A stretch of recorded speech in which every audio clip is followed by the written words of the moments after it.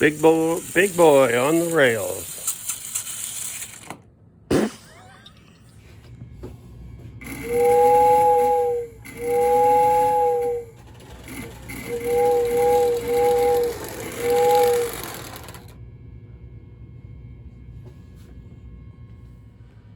Hello everybody and welcome back to Old Frail and Decrepit. This time we're going to have a look at some things that I picked up. Now, I don't know what you do on vacation, but when I go on vacation, especially a road trip, I always make it a point to stop at antique malls and flea markets, and if I can find one, a train store. Well, I recently did a trip, and we stopped at 3 different places, and I might have picked a few things up. So we're going to have a look at those, and of course, at the end of the video, we're going to go ahead and run them around the track. Well, as many as I've gotten wheels onto. So, thanks for watching. Now, on the first place we stopped was an antique store that I've been to before. In fact, if you've seen the video where I show off my standard gauge set, it's the antique store where I picked up the standard gauge from. And this time when I went in, somebody had brought in a tray full of old tin passenger cars. Well, not wanting to blow all my money on the first day, I went ahead and just picked up these 3. Now, this particular one here, the red and yellow one here, I don't know what it is. It has no markings other than made in Germany. That's it. That's all it says on it. I thought maybe Carl Budd, but not convinced of that. Now this one over here, I was able to find out this is from a German company called Distler. Never heard of them, and obviously this is the only one I've ever seen of those, but it is a nice looking little car. And then we got a little bit of a puzzle here, because we've got this one here in the back. And let's see if we can't just get in a little closer with it. There we go. Now, this particular car has been repainted, re-stickered. It says minor and 1 and 2 on this side, and CSD, which I think designates Czechoslovakia. But, like I say, I don't think this is original. I think this is a repaint with a re-sticker. It's got the buffers on it, and you can see the type of coupler it has for it. So, a little bit of a challenge to you who watch this video. If you recognize what this is, if you could let me know in the comments, because, well, if I had any hair, I'd be pulling it out, because I haven't been able to find out anything on this. So, these are the 3 that I started out with on my recent journeys. Now, this is the stuff that I picked up from a couple of different antique stores that I went to. This particular piece here, I did pick up at the one that I picked up, because I did go back to that antique store, and I did pick up this one.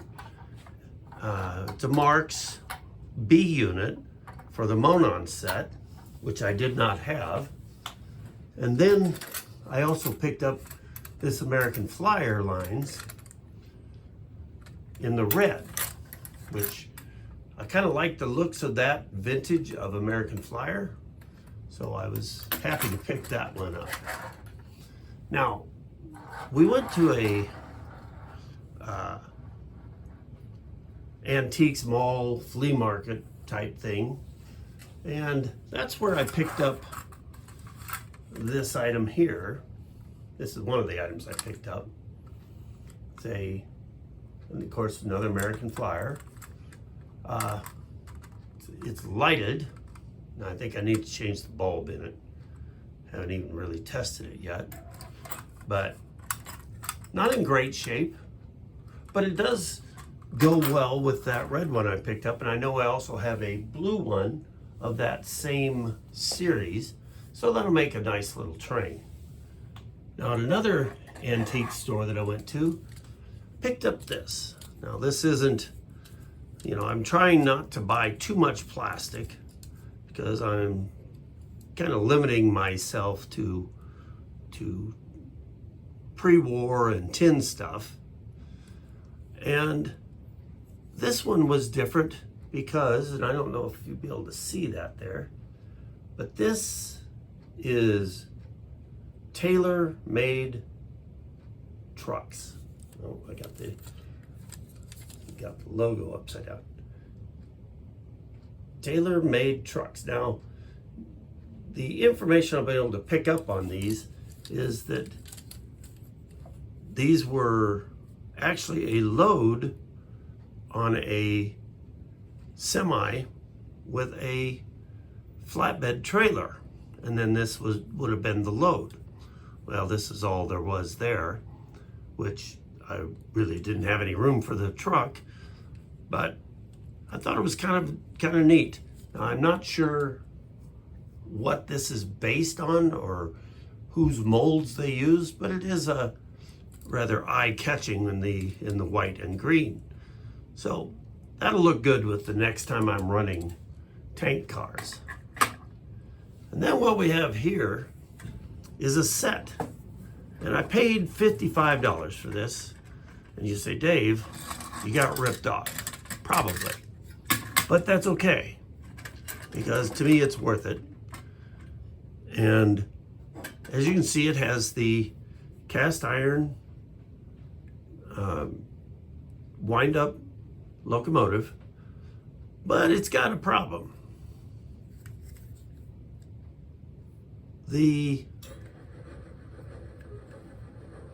front wheel is missing. And if you look closely at this one, this wheel is busted.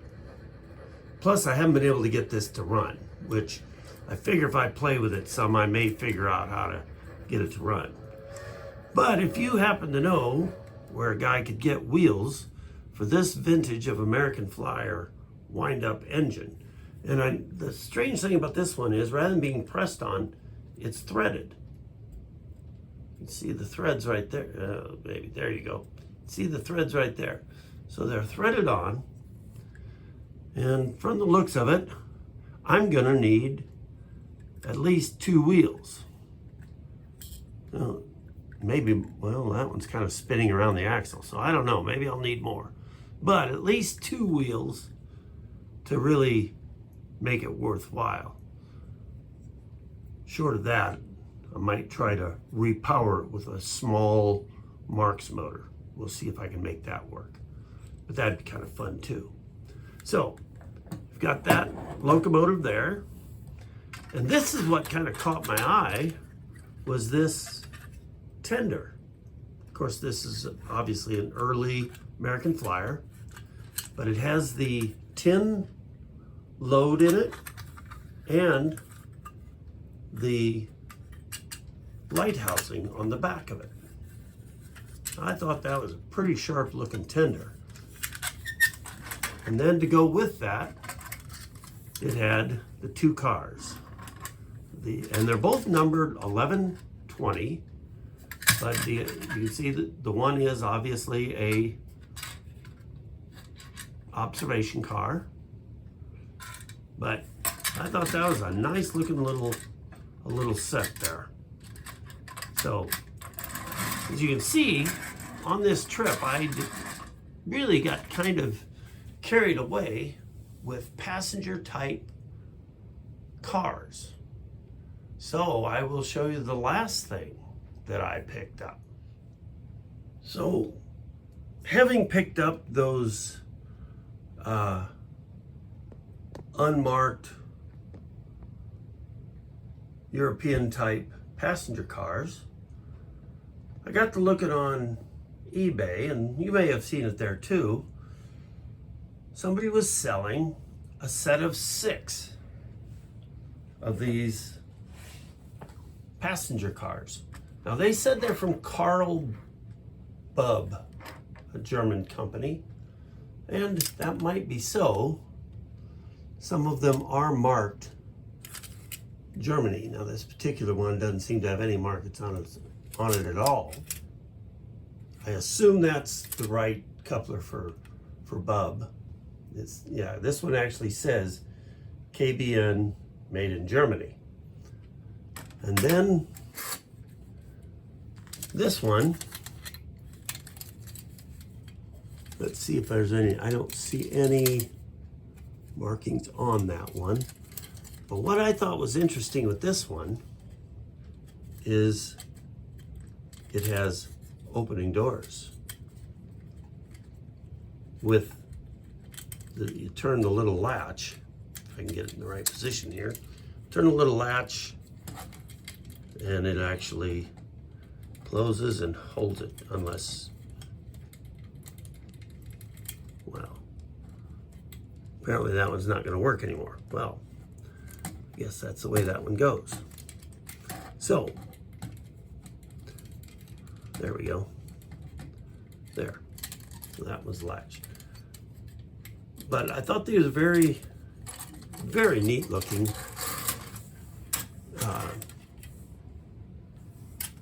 Yeah, so those two are Bub for sure. This one doesn't say, but it's got the same couplers. Now this one didn't have any couplers on it, so I took the couplers from that set of those odd cars that I picked up a while back, and I just used those couplers because I already own those. But they are a very good looking set of cars. Now, there were 6 cars in there. There were these 4 O gauge, and then there were 2 other cars. These are gauge 1 or 1 gauge. I'm not sure which way they. Now this one doesn't have wheels for it. It does have its couplers though. Neat looking hook coupler. But gauge 1. This one does have wheels. Now I don't think those are probably the original wheels, but they are wheels all the same. And does have a latch type coupler on it.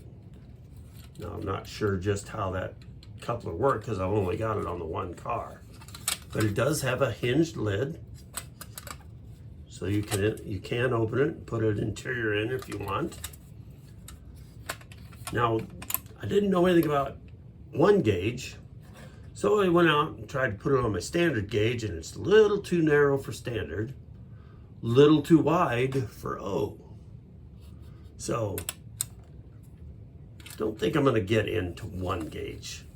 So these 2 cars here, I'm going to probably sell. In fact, next time I go to a train show, I am going to sell those, because that's the last thing I need to do is get into an obscure gauge that's hard to find here in America. So that was the 6 cars that I picked up. So needless to say, I've got plenty of 10 passenger cars now. Some of them very European looking. Some of them look like an early American type. But these, I think, are all supposed to be Bub. Let's see if this one's got any markings on it. I don't see anything on it, but it's got the same type stamping as this one. Now this one here, let's see if it says anything. No, nothing on that one. Yeah, so if you know anything about those, or if you know somebody that'd be interested in those to gauge 1, just have them get hold of me, because I will be interested in moving them on to somebody can get some use out of them. So now I've talked long enough. I think the time has come to start putting these on the tracks and running them around.